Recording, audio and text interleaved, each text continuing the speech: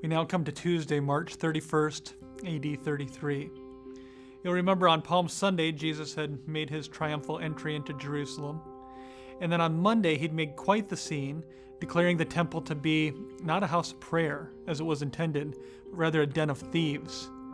All of this combined to put Jesus on an inevitable collision course with the Jewish authorities, and he spends all of Tuesday interacting with them, meeting their objections, raising questions of his own. But what exactly made the Jewish leaders so mad? What exactly were their objections against Jesus?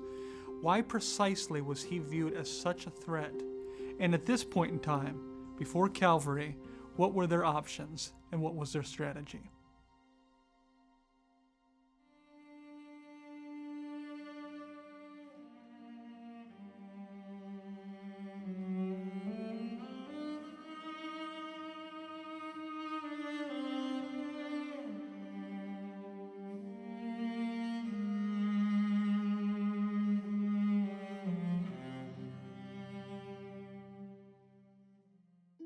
At every moment during Passion Week, the leaders were watching Jesus, but they were watching him in order to show him to be wrong.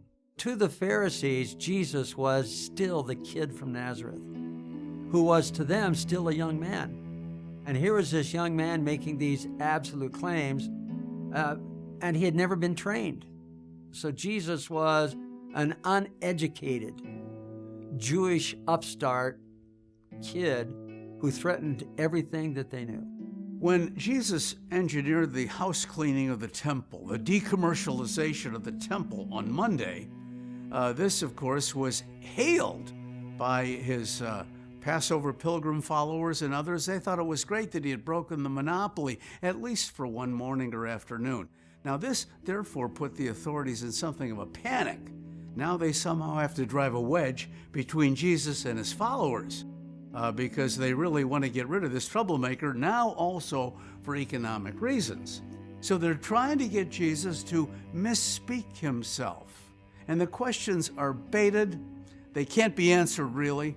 They're just like the old, can God make a rock so big that he can't lift it himself? See, they're unanswerable, self-defeating questions. And yet, it turns out that Jesus answers everyone correctly.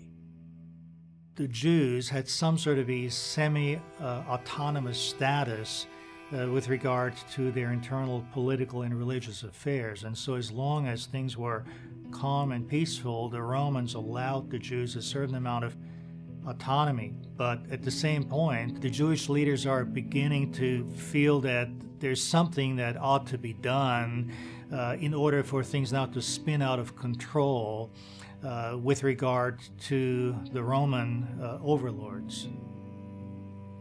Their entire goal was to find a way to arrest Jesus by stealth. That's why they then had to turn to Judas.